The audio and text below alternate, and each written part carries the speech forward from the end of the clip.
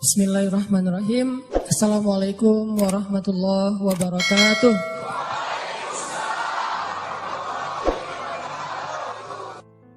Kita akan ngebahas teknis untuk bisa menghijrahkan status dengan melobi langit. Dengan doa. Kan katanya doa itu bisa mengubah takdir, benar? Benar nggak tuh? Allah yang mengubah takdir dengan doa. Jadi bukan doa mengubah takdir, tapi Allah mengubah takdir dengan doa. Dan takdir itu bisa dirubah-rubah. Suka-suka Allah dong. Orang Allah yang nulis takdir, yamhullahu ma yasha'u wa yuthbit, kata Allah. Allah bisa menghapus apa yang Dia tulis dan bisa menetapkan. Jadi nggak usah pesimis, nggak usah putus asa dulu. Wah, kayaknya memang takdirnya nggak bisa, orang yang jahat kayak saya, yang pernah punya masa lalu yang kelam, nikah dengan akhwat yang hafizoh dari pesantren apa gitu, kan kayaknya takdirnya nggak. Wal hafizin, wal hafizat, gimana sih? Wal hafizin, gimana sih ayatnya? Saya jadi lupa. Orang yang soleh, orang yang menjaga diri dengan orang yang menjaga diri, orang yang soleh dengan orang yang soleh. At-thayyibin lit-thayyibat, maaf, at-thayyibin lit-thayyibat. Orang yang baik ketemu orang yang baik. Tapi kan saya mah orangnya udah keburu gak baik duluan. Sekarang lagi belajar jadi orang baik tapi belum baik-baik amat. Sedangkan dia mah udah terpelihara dari dulu. Kayaknya kita mah gak sekufu, gak selevel, beda dunia. Yang satu dunia putih, satu dunia hitam. Ini gimana nih gak ketemu nih. Takdirnya mungkin kita emang gak layak untuk dia. Tetapi dengan doa Allah subhanahu wa ta'ala berkuasa untuk mengganti takdir.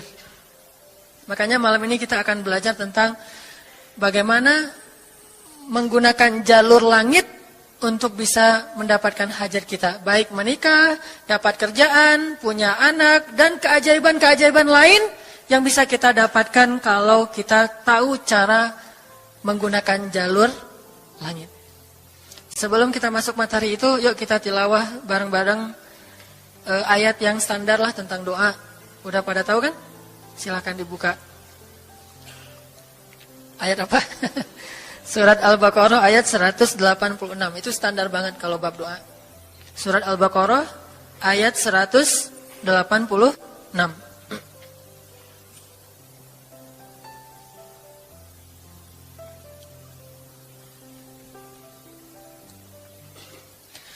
A'udzu billahi minasy syaithanir rajim.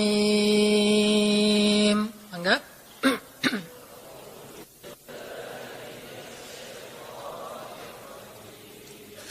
Bismillahirrahmanirrahim.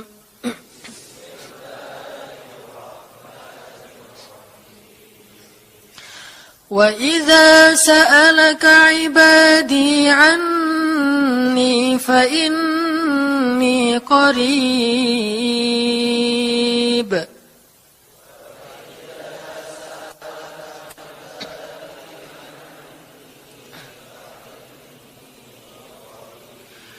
Ujibu da'watad da'i idza da'an.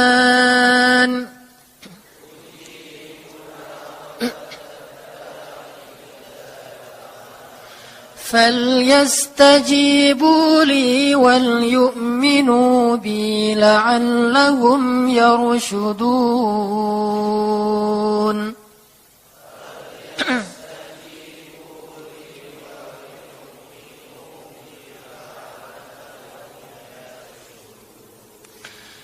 Dan apabila hamba-hambaku bertanya kepadamu tentang aku, maka jawablah bahwasanya aku dekat. Aku mengabulkan permohonan orang-orang yang berdoa kepadaku apabila dia memohon kepadaku. Maka hendaklah mereka memenuhi segala seruanku dan hendaklah mereka beriman kepadaku agar mereka selalu berada dalam kebenaran. Shadaqallahul azim. Teman-teman yang dirahmati Allah Subhanahu wa taala, ayat ini adalah ayat kalau kita kasih judul ayat ini tuh janji Allah kepada orang yang berdoa. Janji Allah kepada orang yang berdoa. Makanya doa itu benar-benar senjata orang mukmin. melebihi senjata apapun yang dimiliki oleh seseorang. Paling dahsyat itu kalau punya doa. Jadi kalau orang yakin kepada Allah, maka dan keyakinan dia kepada Allah lebih besar daripada keyakinan dia kepada apapun, maka selama dia masih bisa berdoa kepada Allah, dia tenang. Ada masalah dikit, oh ilahi. Ada masalah dikit, ilahi. Ada masalah dikit, Rabbi. Terus saja. Ada masalah sepele apapun, minta ke Allah. Ada masalah apapun, minta ke Allah. Dan kata Nabi, janganlah kalian menjadi lemah dalam berdoa. Karena sesungguhnya tidak akan binasa seseorang selama dia masih berdoa kepada Allah. Itu hadis Nabi dari Aisyah. Janganlah kalian menjadi lemah dalam berdoa. Artinya jadi pundung, jadi putus asa dalam berdoa. Karena tidak akan binasa seseorang selama dia masih berdoa kepada Allah Subhanahu wa ta'ala. Jadi kalau kita masih terus mengharap dan meminta kepada Allah, kita nggak akan binasa. Kita nggak akan kalah. Kita nggak akan rugi. Dan kata para ulama, segala sesuatu di dunia ini akan pergi dan tidak kembali. Ini clue penting nih, bisa dicatat. Segala sesuatu di dunia ini akan pergi dan tidak akan kembali kecuali doa. Dia pergi dan dia pasti akan kembali. Segala sesuatu kalau udah pergi di dunia ini, nggak akan kembali lagi. Kalau pergi di sini maksudnya pergi kepada Allah. Tapi kalau doa pergi ke Allah, dia pasti akan balik lagi kepada yang meminta. Satu-satunya yang pergi ke Allah dan kembali di dunia ini hanyalah doa. Makanya ayat ini kalau kita kasih judul adalah janji Allah kepada hambanya yang berdoa. Allah berjanji, apa kata Allah? Inni qaribun. Aku itu dekat. Maksudnya nggak mungkin aku nggak dengar doa kalian. Begitu kita berdoa, kita pikir, Allah dengar nggak ya? Jangan-jangan kok doa saya belum diijabah, kayaknya Allah nggak dengar yang kemarin, saya harus keraskan lagi suara saya. Nggak, ini qarib. Arti ini qarib, aku itu dengar banget apa yang kamu ucapkan. Nggak usah diucapkan, di dalam hati aja Allah udah dengar. Siapa yang pernah berdoa di dalam hati terus langsung Allah ijabah? Rasulullah. Coba teman-teman buka awal juz kedua. Ayat surat Al-Baqarah ayat 144. Itu gara-gara Nabi ada harapan di dalam hati tapi nggak berani ngomong gitu ke Allah. Cuma dipendam di dalam hati doang. Tapi langsung diijabah oleh Allah. Ayat surat Al-Baqarah ayat 144. Allah berfirman, "Qad nara taqalluba wajhika fis samaa." فَلَنُوَلِّيَنَّكَ قِبْلَةً تَرْضَاهَا فَوَلِّ وَجْهَكَ شَطْرَ الْمَسْجِدِ الْحَرَامِ وَحَيْثُ مَا كُنْتُمْ فَوَلُّوا وُجُوهَكُمْ شَطْرَهُ وَإِنَّ الَّذِينَ أُوتُوا الْكِتَابَ لَيَعْلَمُونَ أَنَّهُ الْحَقُّ مِنْ رَبِّهِمْ وَمَا اللَّهُ بِغَافِلٍ عَمَّا يَعْمَلُونَ. Jadi ceritanya, orang Yahudi suka menghina kaum muslimin gara-gara orang Islam kalau sholat waktu itu masih menghadap ke Al-Aqsa, Palestina. Jadi kata orang Yahudi itu, lihat orang Islam mah fake. Suka niru. Kita sholat menghadap Al-Aqsa, mereka sholat menghadap Al-Aqsa. Berarti agama mereka itu adalah agama yang meniru agama kita, nggak original. Sering diperolok-olok, setiap kaum muslimin sholat dihina sama mereka. Akhirnya Nabi ngerasa sedih. Wah, gimana ya caranya? Sehingga setiap sore Nabi berdiri di suatu bukit, kemudian lihat ke langit. Cuman nggak ngomong, gini aja ke langit. Membatin. Bayangin, pernah nggak teman-teman membatin ke Allah? Ini yang harus kita coba lakukan. Belajar membatin kepada Allah. Itu romantis banget. Jadi duduk sendiri. Allah, ngomong gitu dalam hati. Dan yakinlah ini qarib, Allah tuh dengerin. Jangan pikir saya kayak ngomong sendiri, kayak orang kurang waras. Enggak, Allah itu mendengar. Jadi kita batin aja sama Allah, ngomong dalam hati. Ya Allah, saya tuh lagi gini, ada masalah. Ngomong dalam hati kita. Please Allah, please gitu ya. Nah, Itu kalau kita membatin, inni qaribun wa asirru qaulakum aw ijharu bih innahu alimun bidzatis sudur. Jadi Nabi nggak enak mau ngomong, ya Allah tolong dong pindahin kiblat dari Masjidil Aqsa ke Masjidil Haram. Soalnya daripada dikata-katain melulu sama orang Yahudi, mau ngomong kayak gitu tuh nggak enak sama Allah. Malu Rasul ke Allah. Masa kiblat aja minta dipindahin. Akhirnya Nabi cuma ngelihat ke langit aja tiap hari. Udah selesai, pulang. Besok lihat lagi ke langit.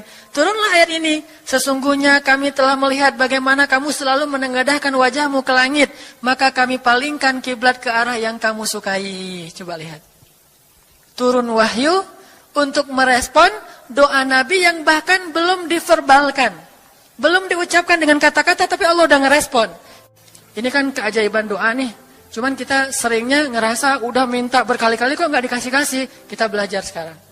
Rasul nggak usah minta pakai verbal, cuman membatin doang dalam hati, Allah udah ngasih.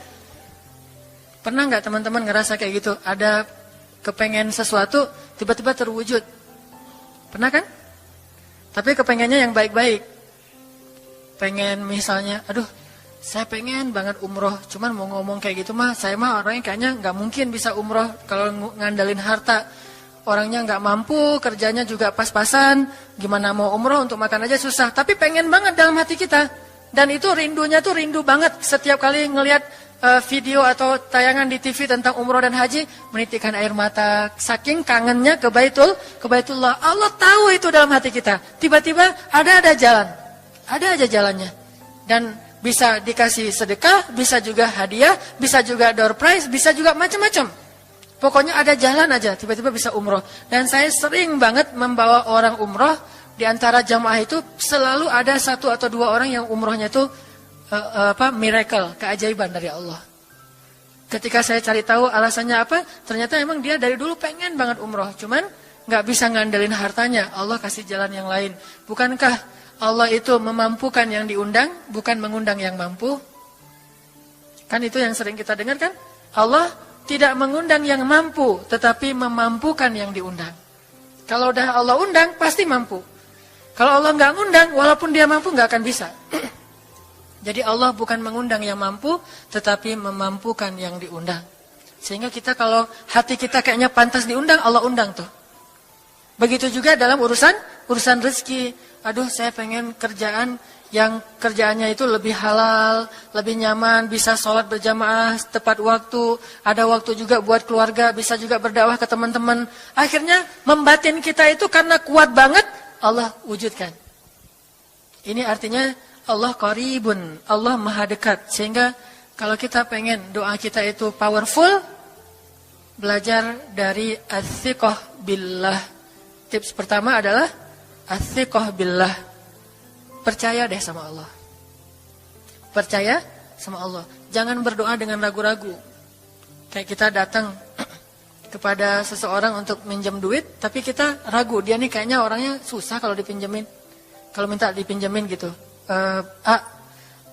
Ini saya lagi ada masalah dikit nih. Boleh minta bantu nggak? Apa? Gimana ya ngomongnya? Susah ngomongnya tuh ragu-ragu gitu kan ya.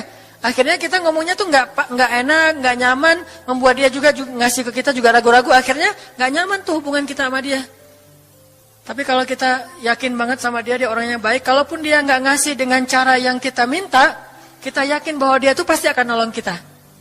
Sehingga kita akan curhat masalah kita itu dengan tulus. Bahwa kita punya masalah kayak gini-gini, bukannya kita mau minta-minta, cuman sifat dari manusia itu saling tolong-menolong, kita beritahu masalah kita. Dan kita yakin dia pasti akan nolong kita. Kalau nggak bisa ngasih duit, dia akan minta tolong kepada orang lain yang mungkin bisa membantu kita. Dia akan ngasih link. Dia akan memediasikan kita.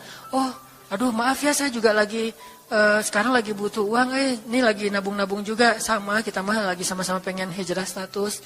Cuman, nih saya kenal ada temen nih yang dia alhamdulillah orangnya tuh suka banget bantu orang lain. Mungkin saya bisa merekomendasikan, saya bisa bantu kamu. Ayo kita jalan bareng ngomong sama temennya. Pokoknya kita yakin dia bisa nolong.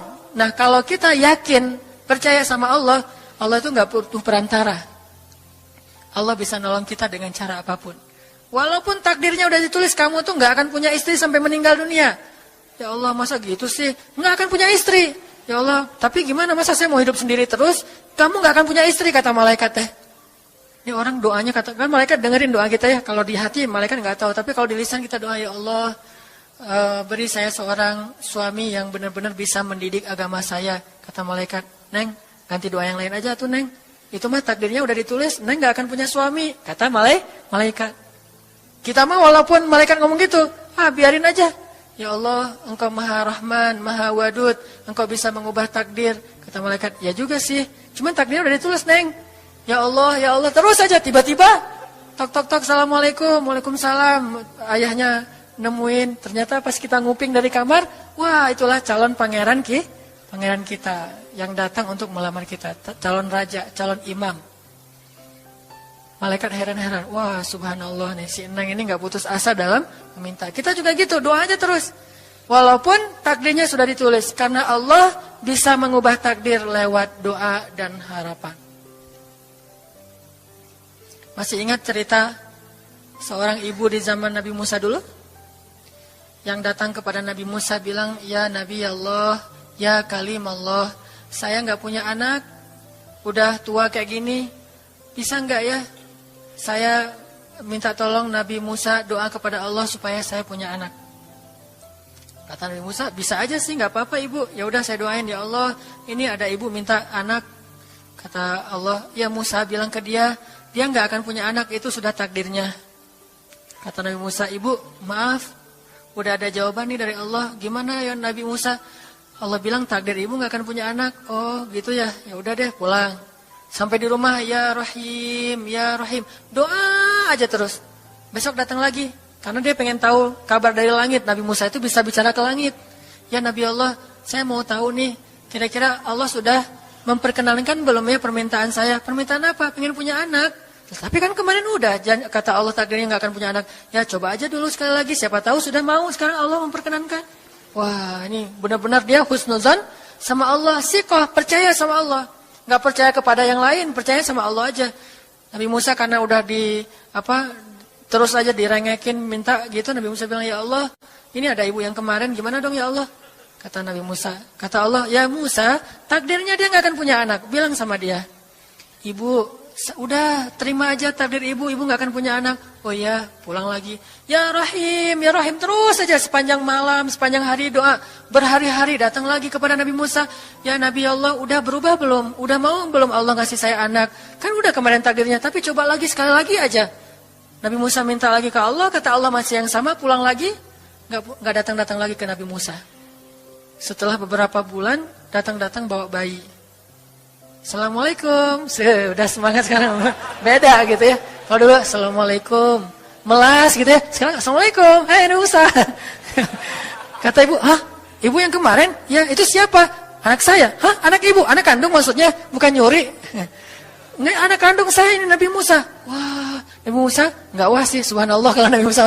Kalau saya mah wah gitu ya. Kalau Nabi Musa, Masya Allah. Nabi Musa tanya ke Allah, ya Allah, itu ibu yang kemarin katanya takdir nggak akan punya anak, kok bisa punya anak? Ceritanya gimana Allah?